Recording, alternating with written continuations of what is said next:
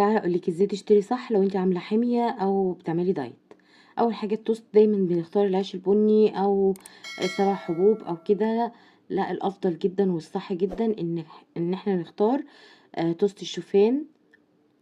هوريهولكوا شكله ايه. ده توست الشوفان،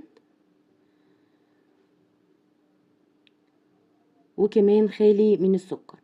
جميع انواع التوست التانية دايما بيبقى داخل فيها سكر، وكمان داخل فيها دقيق ابيض، وده بيرفع مستوى السكر في الدم، وكمان مش بيساعد على الحمية اللي احنا بنعملها.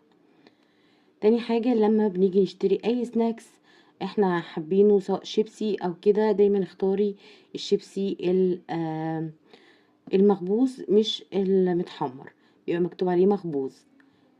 اي شيبس يكون مخبوز. دي كده معلومات النهاردة، كل مرة هنزلكم معلومات جديدة. لو حابين